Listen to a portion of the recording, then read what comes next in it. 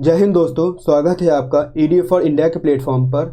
आज हम वीडियो री एग्ज़ाम के कंप्यूटर के उन क्वेश्चंस के बारे में देखेंगे जो कि आपसे वीडियो री एग्ज़ाम में पूछे जाएंगे, और यह 5 प्रश्न जो आपके कंप्यूटर के पूछे जाएंगे।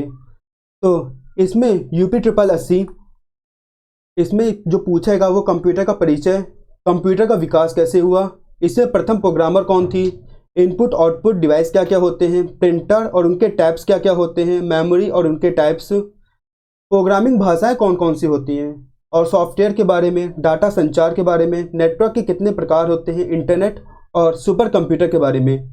तो चलिए शुरू करते हैं। तो सबसे पहले आता है कंप्यूटर का परिचय, यानी कि इंट्रोडक्शन ऑफ कंप्यूटर।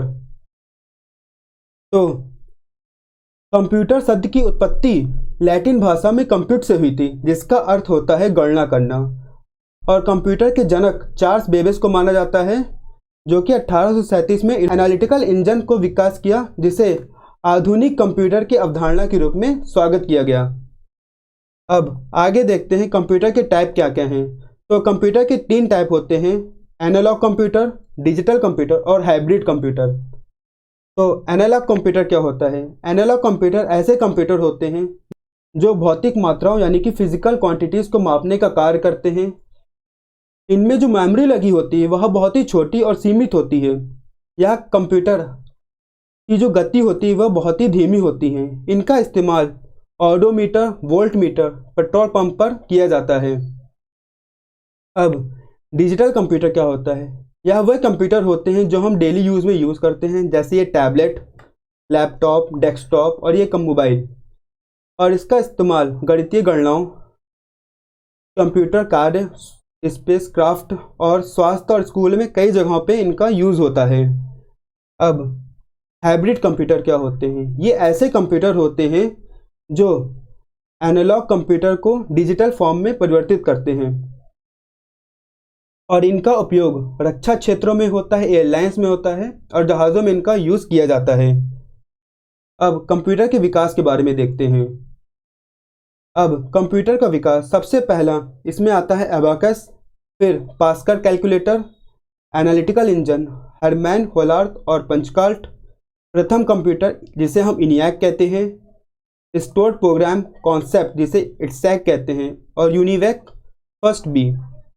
तो अब ये एबाकस क्या होता है? एबाकस जैसा आप इस चित्र में देख रहे हैं, ये इस तरह होता है जैसे हम बचपन में स्लेट में लगा होता था खिलौने की तरह। इसका आविष्कार चीन में 1450 में हुआ था, और इसका यूज़ गणना करने के लिए यानी कि कैलकुलेशन करने के लिए किया जाता है। अब पास्कल कैलकुलेटर, इसका आविष्कार 1645 में हुआ था। ब्लेस पास्कल जो कि फ्रांस के गणितज्ञ थे, इन्होंने इसका आविष्कार किया था। इसका उपयोग जोड़ने व घटाने के लिए किया जाता है, और इसे एडिंग मशीन भी कहा जाता था।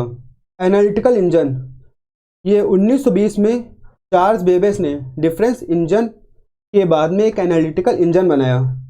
इस कॉन्सेप्ट का उपयोग कर कंप्यूटर का प्रोटोटाइप बनाया गया, इसलिए चार्ल्स बेबेज को कंप्यूटर का जन्मदाता कहा जाता है। अडा लेवी लवलेस, ये कौन थी? तो ये पहली प्रोग्रामर थी। इन्होंने डेमोन्स्ट्रेशन प्रोग्राम लिखा।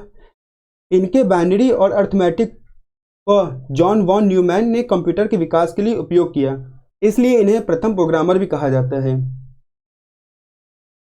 अब पंचकाल्ट का आविष्कार 1890 में हरमन होलार्थ ने किया था, और यह पंचकाल्ट आज का कंप्यूटर काल्ट कहा जाता है।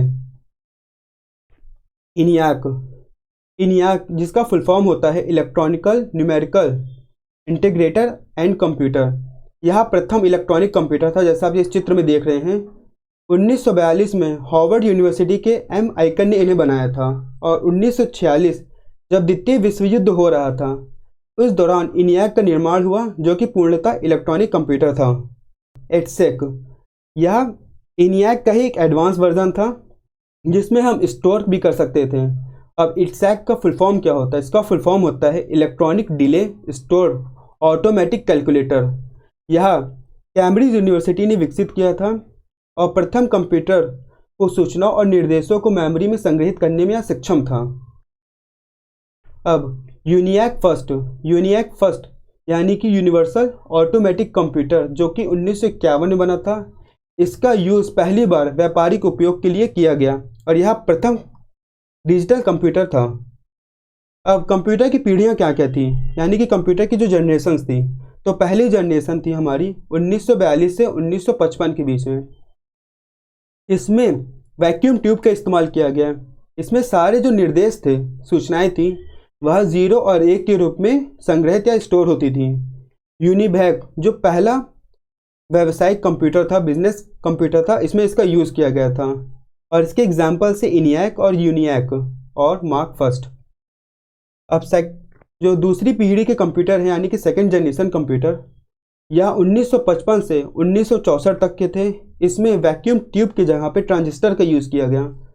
यह डाटा को स्टोर करने के लिए मैग्नेटिक डिस्क या टेप का उपयोग किया जाता था। जैसे हम पहले जो कैसेट देखते थे, जो इस तरह से कुछ थी, तो इसमें मैग्नेटिक डिस्क थी, इसमें इसका यूज़ किया गया था। इसमें नए प्रोग्रामिंग भाषाओं का यूज़ हुआ, जैसे कोबाल और फॉर्ट्रैन, जो प्रोग्रामिंग भाषा की प्रथम संस्करण थे, यानी कि पहला जनरेशन भी कह सकते हैं, इनका विकास हुआ। तीसरी पीढ़ी के कंप्यूटर यहाँ 1965 से 1974 तक थी। इसमें इंटीग्रेटेड सर्किट लगी थी, जिसका आविष्कार J.S. किल्वी ने किया था। यह सिलिकॉन से बना होता था, जिसे सिलिकॉन चिप भी कहते हैं, और इसमें सबसे पहली बार मल्टी प्रोग्रामिंग ऑपरेटिंग सिस्टम का उपयोग किया गया। यह हाई लेवल लैंग्वेज जैसे कोबाल और पास्कल का इसमें उपयोग किया गया था। अब चौथी पीढ़ी कंप्यूटर जो 1975 से 1985 तक में हुआ था, इसमें VLSI यानी कि वेरी लार्ज स्केल इंटीग्रेशन तकनीक का उपयोग किया गया था, जिसमें माइक्रो प्रोसेसर का निर्माण हुआ, जिससे कंप्यूटर के आकार में कमी और क्षमता में वृद्धि हुई। जैसे कि आपने पहले कंप्यूटर देखे बहुत ही बड़े बड़े होते थे, लेकिन जो अब कंप्यूटर आ रहे बहुत ही छोटे हो रहे हैं। तो इसमें VLSI का यूज़ हुआ था पहली बार में, और इसमें GUI यानी कि ग्राफिकल यूज़र इंटरफेस का यूज़ हुआ था, जिसमें माउस तथा टूल थे, उन डिवाइसों का यूज़ हुआ। अब इसमें MS-DOS, MS window, Apple Mac OS जैसे और भी ऑपरेटिंग सिस्टम उस समय बहुत ही तेज़ी से बन रहे थे, ये आए और इसमें इनका यूज़ हुआ। और यहाँ पे C भाषा यानी कि C लैंग्वेज का भी विकास हुआ। अब पांचवी पीढ़ी, ये 1985 से अब तक इनका यूज़ होता है। इसमें VLSI यानी कि अल्ट्रा लार्ज स्केल इंटीग्रेशन का विकास हुआ। यह एक चिप द्वारा करोड़ों की गणना करना संभव हो सका है, और इसमें ही इंटरनेट, ईमेल और WWW यानी कि वर्ल्ड वाइड वेब का भी विकास हुआ। अब हम इनपुट और आउटपुट डिवाइस के बारे में देखेंगे। अब इनपुट डिवाइस कौन कौन से होते हैं? इनपुट डिवाइस जैसे keyboard, mouse, scanner, joystick, light pen, microphone, digital camera, light gun जो गेम में यूज़ हुआ जाता है, टच पैड जैसे लैपटॉप का जो टच पैड होता है, रिमोट, टच स्क्रीन, मोबाइल की स्क्रीन, OMR सीट जिसको हम एग्ज़ाम में यूज़ करते हैं और उसको जो स्कैन करता है, वेब कैम और बायोमेट्रिक डिवाइस, ये सब हमारी इनपुट डिवाइस होती हैं। अब आउटपुट डिवाइस क्या क्या होती हैं? इसमें मॉनिटर, प्रिंटर, स्पीकर, प्लॉटर और प्रोजेक्टर होते हैं। अब मॉनिटर देखते हैं। मॉनिटर दो तरह के होते हैं, CRT जो कैथोड रे ट्यूब होते हैं, और TFT स्क्रीन। अब CRT स्क्रीन के एग्जांपल जो पहले हमारे घर में TV लगे होते थे मोटे से, उसी को ही हम CRT स्क्रीन कहते हैं। और जो TFT स्क्रीन होती हैं जो आजकल यूज़ हो रहे हैं, जैसे LCD और LED। अब प्रिंटर के बारे में जानते हैं। प्रिंटर दो तरह के होते हैं, इम्पैक्ट प्रिंटर और non impact printer. Impact printer, यह प्रिंटर ऐसे होते हैं जिसमें हैमर लगे होते हैं और ये कागज़ पे टकरा कर प्रिंट करते हैं। इसका एग्जांपल होता है जैसे टाइपराइटर हम देखते हैं, ये इम्पैक्ट प्रिंटर का एक एग्जांपल है। अब इम्पैक्ट प्रिंटर तीन तरह के होते हैं, जैसे dot matrix printer, Daisy wheel printer और लाइन प्रिंटर। अब इसके बाद आता है नॉन इम्पैक्ट प्रिंटर। यह लेज़र के द्वारा प्रिंट करते हैं, जैसे laser printer, photo printer, inkjet printer, foldable printer और मल्टी फंक्शन प्रिंटर। ये सब नॉन इम्पैक्ट प्रिंटर के एग्जांपल हैं। अब हम देखते हैं मेमोरी के बारे में। तो मेमोरी अगर देखा जाए तो दो तरह की होती हैं, एक तो प्राइमरी मेमोरी और दूसरी होती है सेकेंडरी मेमोरी। अब प्राइमरी मेमोरी भी दो तरह की होती हैं, एक तो होती है वॉलेटाइल मेमोरी और एक होती है नॉन वॉलेटाइल मेमोरी। तो वॉलेटाइल मेमोरी क्या होती है? अस्थायी। जैसे हम कंप्यूटर में कोई काम कर रहे हैं और लाइट चली गई तो कुछ जो काम होता है वो तुरंत गायब हो जाता है, वो यानी कि वो अस्थायी होता है। तो वो सब वॉलेटाइल मेमोरी में ही स्टोर होती हैं। और वॉलेटाइल मेमोरी यहाँ पे देखिए, ये होती है cache memory, RAM, S RAM और डी रैम, ये सब वॉलेटाइल मेमोरी के ही एग्जाम्पल हैं। अब नॉन वॉलेटाइल मेमोरी यानी कि लाइट जाने पे भी ये मेमोरी गायब नहीं होती है, इन्हीं को ही नॉन वॉलेटाइल मेमोरी कहते हैं। जैसे कि रोम, P ROM, E P ROM और ई पी रोम, ये सब नॉन वॉलेटाइल मेमोरी के ही एग्जाम्पल हैं।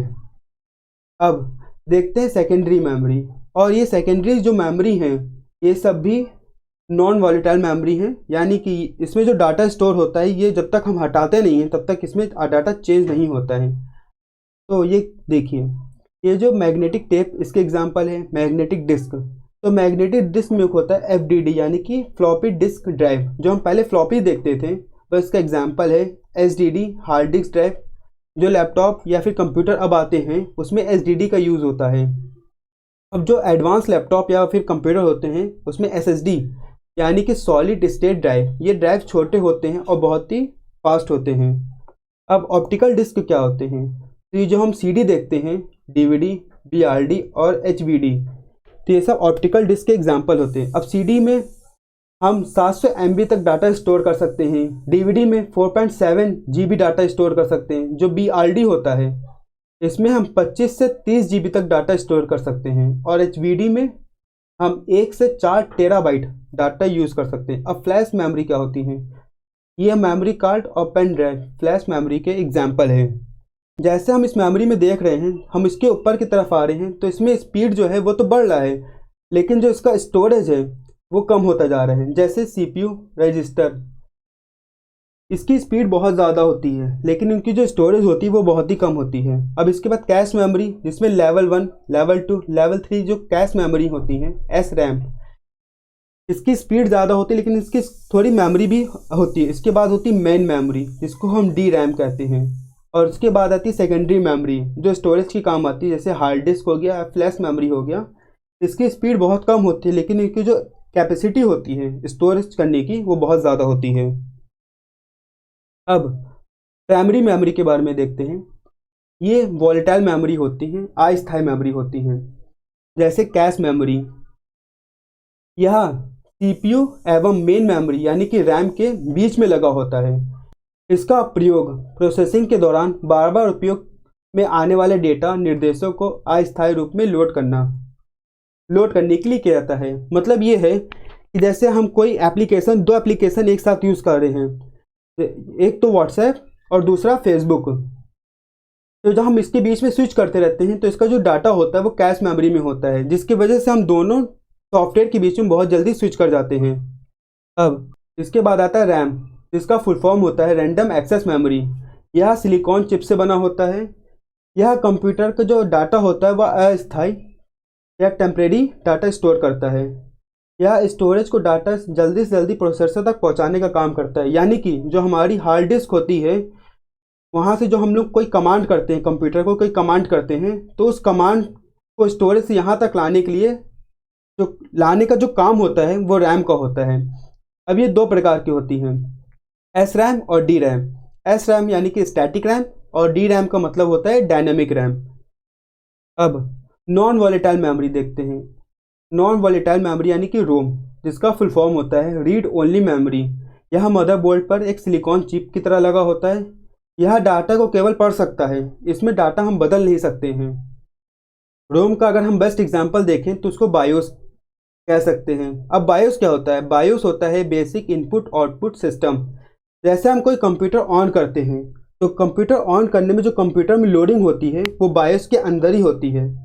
अगर हम कंप्यूटर का डाटा यानी कि हम रोम का डाटा अगर बदल सकते हैं तो अगर हम बायोस का भी डाटा उसमें चेंज हो जाएगा, जिसकी वजह से कंप्यूटर कभी ऑन ही नहीं होगा दोबारा। इसलिए हम रोम का डाटा कभी चेंज नहीं कर सकते हैं। अब रोम के 3 प्रकार होते हैं, P ROM, E P ROM और ई पी रोम। अब इसके बारे में देखते हैं। तो पी रोम क्या होता है? यह प्रोग्रामेबल रीड ओनली मेमोरी। यहाँ यूज़र के द्वारा एक बार इसको बदल सकते हैं, यानी कि इसको एक ही बार हम केवल अपडेट कर सकते हैं। अब EPROM क्या होता है? Erasable programmable read only memory. इसको एक ही बार इरेज किया जा सकता है और इसको इरेज करने के लिए 40 मिनट तक अल्ट्रा वायलेट लाइट से पास करना होता है। इसका एग्जाम्पल होता है CD। अब EEPROM क्या होता है? यानी कि electronically erasable programmable read only memory. इस मेमोरी को हम कई बार इरेज कर सकते हैं और प्रोग्राम भी कर सकते हैं। इसका बेस्ट एग्जांपल है मेमोरी कार्ड और पेन ड्राइव। अब इसके बाद है प्रोग्रामिंग लैंग्वेज और सॉफ्टवेयर। तो अब ये जो प्रोग्रामिंग भाषाएं होती हैं, इसमें ये निम्न स्तरीय भाषा होती हैं, उच्च स्तरीय भाषा, 4th जनरेशन यानी कि 4th पीढ़ी की प्रोग्रामिंग भाषा, और ये 5th पीढ़ी यानी कि जो AI इस समय चल रहा है वो 5th पीढ़ी है। तो जो निम्न स्तरीय भाषा है, यह प्रथम पीढ़ी में जो यूज़ किया जाता था उसकी भाषा है। जैसे इसमें मशीनी भाषा और असेंबली भाषा है। अब ये जो मशीनी भाषा है, ये 0 और 1 के में जो डाटा है उसको स्टोर करता था। और असेंबली भाषा ये जो हम लोग कमांड देते हैं कंप्यूटर को, उसको मशीनी भाषा में कन्वर्ट करने के लिए असेंबली भाषा का यूज़ होता है। लेकिन जो असेंबली भाषा है, ये बहुत ही शुरुआती प्रोग्रामिंग भाषाओं में यूज़ होता था। अब उच्च स्तरीय भाषा ये क्या होता है? ये प्रोग्रामर के लिए आसान बनाया गया। मतलब जैसे पहले मशीनी भाषा थी तो इसमें प्रोग्राम करना बहुत ही कठिन होता था, तो इसलिए उच्च स्तरीय भाषा ही जिसमें कोबाल, बेसिक और पास्कल का यूज़ हुआ। अब 4th जनरेशन जब भाषा आई, इसमें क्या है? PHP, पाइथन और SQL हैं। तो इसमें क्या है? इसमें ग्राफिक्स बहुत ही अच्छे हैं और ये एडवांस कंप्यूटर में इनका इस्तेमाल बहुत ही आसानी से होता है। अब 5th जनरेशन, जैसे इस समय हम देख रहे हैं AI से जो हमारा काम है बहुत ही आसानी से हो जाता है। और इस समय AI टूल कुछ ऐसे भी हैं जिसको हम केवल कमांड देते हैं, ये हमारे लेटर टाइप कर देते हैं, हमारे लिए वेबसाइट तक क्रिएट कर देते हैं। तो इसमें OPS 5 और मरकरी इसमें यूज़ होता है। सॉफ्टवेयर देखते हैं। तो सॉफ्टवेयर कितने प्रकार के होते हैं? सॉफ्टवेयर हमारे 3 प्रकार के होते हैं: सिस्टम सॉफ्टवेयर, एप्लीकेशन सॉफ्टवेयर और यूटिलिटी सॉफ्टवेयर। तो सिस्टम सॉफ्टवेयर क्या होते हैं? तो ऑपरेटिंग सिस्टम, जैसे हम विंडोज़ और iOS देखते हैं, ये ऑपरेटिंग सिस्टम होते हैं जिसे हम सिस्टम सॉफ्टवेयर कहते हैं। इसमें असेंबलर आते हैं, कंपाइलर होते हैं और इंटरप्रेटर होते हैं। तो असेंबलर, जैसे हम पहले असेंबली भाषा देखे थे, ये जो हमारे द्वारा जो डाटा दिया जाता है, कमांड दिया जाता है, इसको मशीनी भाषा में बदलते हैं। अब जैसे जैसे ये बढ़ते गए, प्रोग्रामिंग सॉफ्टवेयर बढ़ते गए, तो हमारे द्वारा जो कमांड होते हैं बहुत इजी फॉर्म में दिए जाते हैं। जैसे हमें कुछ लिखना होता है ABCD, तो उसको 0 और 1 में कन्वर्ट करने के लिए कंपाइलर का यूज़ किया गया। अब उसके बाद जैसे हम और बड़े बड़े कमांड देने लगे, तो उसके लिए इंटरप्रेटर का यूज़ हुआ, या एक ट्रांसलेटर है जो हमारे द्वारा दिए गए ईजी से ईजी कमांड को भी मशीनी लैंग्वेज में चेंज कर देता है। अब एप्लीकेशन सॉफ्टवेयर कौन से होते हैं? जैसे हम कंप्यूटर में MS ऑफिस का यूज़ करते हैं, वीडियो देखने के लिए वीडियो प्लेयर का यूज़ करते हैं, एजुकेशन सॉफ्टवेयर का यूज़ करते हैं, और जैसे व्हाट्सएप भी हम जो यूज़ करते हैं, ये सब क्या है? ये एप्लीकेशन सॉफ्टवेयर हैं। अब यूटिलिटी सॉफ्टवेयर क्या है? यूटिलिटी सॉफ्टवेयर जैसे हमें कंप्यूटर में पहले से सॉफ्टवेयर मिलते हैं, जैसे एंटीवायरस होते हैं, कंप्यूटर में प्री एंटीवायरस होते हैं और बैकअप होता है, और जो वॉच होती है, ये सब भी हमारी यूटिलिटी सॉफ्टवेयर में होता है। एक डिफेंडर होता है। जैसे हम इंटरनेट यूज़ करते हैं तो उस समय अगर हम डिफेंडर ऑन कर दें अपना, तो जो भी कंप्यूटर में वायरस होती है वो वायरस नहीं आ पाती हैं। तो ये सब कंप्यूटर खुद से देता है, इसको ही यूटिलिटी सॉफ्टवेयर कहते हैं। अब इसके बाद आता है डेटा संचार, यानी कि डाटा कम्युनिकेशन। तो डाटा कम्युनिकेशन होता क्या है? जब 2 या 2 से अधिक कंप्यूटर केंद्रों के बीच डिजिटल या एनालॉग डेटा स्थानांतरण होता है। जैसे यहाँ पे 2 कंप्यूटर हैं और ये अलग अलग ऑफिस में बैठे हैं, तो इनके बीच में जो भी डाटा का संचार होगा, इसी को ही डाटा संचार यानी कि डाटा कम्युनिकेशन कहते हैं। ये 3 तरह के होते हैं। एक तो होता है सिंप्लेक्स, के बाद होता है अर्ध डुप्लेक्स यानी कि हाफ डुप्लेक्स चैनल, और एक होता है पूर्ण डुप्लेक्स यानी कि फुल डुप्लेक्स चैनल। सिंप्लेक्स देखते हैं। सिंप्लेक्स में ये होता है, एक तरफ सेंडर होता है और एक तरफ रिसीवर होता है। जब सेंडर कोई फाइल इसमें भेज तो सकता है, लेकिन जो रिसीवर होता है वो केवल रिसीव करेगा, फाइल सेंड नहीं कर सकता है। जैसे हम इस फोटो में देख रहे हैं, यह व्यक्ति केवल बोल रहा है और जो इसके आगे होंगे केवल वो सुनेंगे। तो ये होगा सिंप्लेक्स चैनल। और इसका एग्जांपल अगर हम देखें तो मेगाफोन, और जो इनपुट डिवाइस होती है हमारी, तो अभी एक तरह से हम सिंप्लेक्स चैनल कह सकते हैं, क्योंकि इसमें से हमारे केवल इनपुट जाता है, उधर से कोई भी आउटपुट उसमें नहीं आता। अब हाफ डुप्लेक्स देखें, यानी कि अर्ध डुप्लेक्स चैनल को देखें, तो इसमें जब एक व्यक्ति कोई फाइल सेंड करता है तो जो दूसरा होता है वो केवल रिसीव करता है, लेकिन जब दूसरा कोई फाइल सेंड करता है तो पहला वाला केवल रिसीव करता है। जैसा कि इसमें देखते हैं, अगर यहाँ पे कोई व्यक्ति बोल रहा है तो यहाँ पे केवल वो सुनेगा, और जब यहाँ से कोई बोलेगा तो यहाँ पे केवल वो सुनने का काम करेगा, जिसको हाफ डुप्लेक्स कहते हैं। और इसका अगर हम बेस्ट एग्जांपल देखें तो वॉकी टॉकी इसका बेस्ट एग्जांपल होगा। अब फुल डुप्लेक्स देखते हैं, यानी कि पूर्ण डुप्लेक्स चैनल अगर देखें तो इसमें दोनों तरफ से ही कम्युनिकेशन लगातार होता है, जैसे हम फ़ोन से करते हैं, जैसे इसमें और इसमें ये लगातार आपस में कम्युनिकेट करते रहते हैं, बात करते रहते हैं, इसी को ही फुल डुप्लेक्स कहते हैं। अब डाटा कम्युनिकेशन करने के लिए कौन कौन से माध्यम लगते हैं, चलिए देखते हैं। तो एक कंप्यूटर टर्मिनल या कंप्यूटर की जो टर्मिनल के डाटा जो प्रवाह होता है उसके बीच में माध्यम की आवश्यकता होती है, जिसे कम्युनिकेशन लाइन या डाटा लिंक कहते हैं। अब इसमें कौन कौन से होते हैं, इसमें स्टैंडर्ड टेलीफोन लाइन होती हैं, कोएक्सियल केबल होते हैं, माइक्रोवेव टर्मिनल ट्रांसमिशन होते हैं, उपग्रह यानी कि सैटेलाइट कम्युनिकेशन होते हैं, और प्रकाशीय तंतु जो ऑप्टिकल फाइबर आजकल यूज़ हो रहे हैं, ये सब डाटा कम्युनिकेशन के लिए यूज़ होते हैं। अब नेटवर्क के प्रकार क्या क्या होते हैं, तो नेटवर्क के 3 प्रकार होते हैं। लैन, जिसे हम लोकल एरिया नेटवर्क कहते हैं, जो केवल एक सीमित एरिया के लिए ही होता है। मैन, मेट्रोपॉलिटन एरिया नेटवर्क, यानी कि एक नेटवर्क जो पूरे शहर को कवर करता है, इसी को ही मैन कहते हैं। और जो वैन, ये वाइड एरिया नेटवर्क होता है। इसका बेस्ट एग्जांपल होता है इंटरनेट को ही हम वैन कहते हैं, जो पूरे वाइड एरिया नेटवर्क या कह सकते हैं पूरे जो वर्ल्ड को कवर करता है, इसी को हम वैन कहते हैं। अब नेटवर्क टोपोलॉजी क्या होता है, तो नेटवर्क टोपोलॉजी कंप्यूटर को आपस में जोड़ने और उसमें जो डेटा संचार यानी कि डाटा जो फ्लो होता है, उसी को ही टोपोलॉजी कहते हैं। अब इसके एग्जाम्पल क्या क्या होते हैं, तो इसके एग्जाम्पल होते हैं मेश, स्टार, रिंग और बस। अब ये देखिए मेश टोपोलॉजी, तो इस टोपोलॉजी में आप देख सकते हैं जैसे ये सारे कंप्यूटर होते हैं, ये आपस में एक दूसरे से कनेक्ट हैं, आपस में ऐसे भी कनेक्ट है और दूसरे से ऐसे भी कनेक्ट है। अब इसमें अगर एक भी कंप्यूटर ख़राब हो जाता है तो ये टोपोलॉजी ख़त्म हो जाएगी। अब इसके बाद आता है स्टार टोपोलॉजी। स्टार टोपोलॉजी में आप ये देख रहे हैं, ये बीच में हब होता है, एक ही हब से सारे कंप्यूटर कनेक्ट हैं।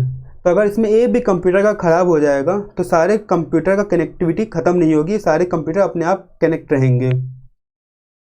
अब इसके बाद आता है रिंग टोपोलॉजी, जिसमें एक ही वायर से सारे कंप्यूटर आपस में ऐसे जुड़े होते हैं। और उसके बाद आता है बस टोपोलॉजी, जिसमें टर्मिनेटर लगा होता है और इसके बीच में एक वायर होती है जिससे ये सारे कंप्यूटर जुड़े होते हैं।